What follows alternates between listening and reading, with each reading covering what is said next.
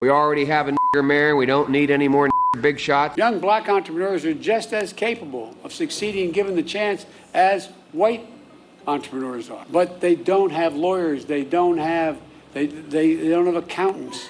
But they have great ideas. We should challenge these students. We should challenge students in these schools to have advanced placement programs in these schools. We have this notion that somehow if you're poor, you cannot do it. Poor kids are just as bright and just as talented as white kids, wealthy kids, black kids. Even call centers, which rushed overseas in the hundreds of thousands. How many times you get the call? I'd like to talk to you about your credit card. You are running in Democratic primaries against Southerners like Mark Warner and John Edwards.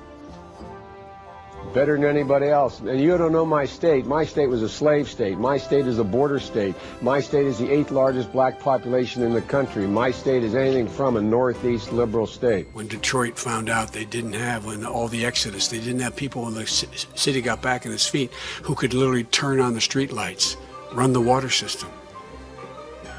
So we hired some folks to go into the neighborhoods. They picked 58 women, turns out, from the hood. You cannot go to a 7-Eleven or a Dunkin' Donuts unless you have a slight Indian accent. I'm not joking. When you turn on the stations, sit on one station for 2 hours. 2 to 3 out of 5 have mixed race couples in them. That's not by accident. They're selling soap, man.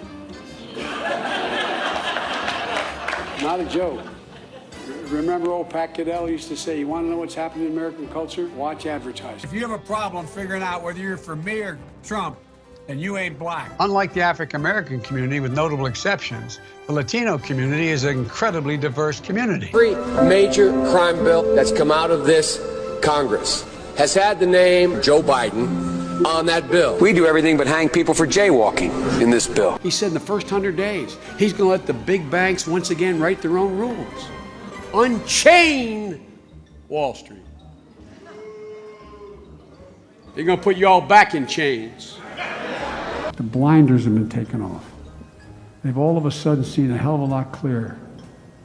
They're seeing, geez, the reason I was able to stay sequestered in my home is because some black woman was able to stack the grocery shelf. African American, who is articulate and bright and clean and a nice-looking guy. I mean, that's a storybook, man. Yeah. Somalis have made my city of Wilmington, Delaware, on a smaller scale. It's a large, very identifiable Somali community. I might add, if you ever come to the train station with me, you'll notice that I have great relationships with them because there's an awful lot of driving cabs.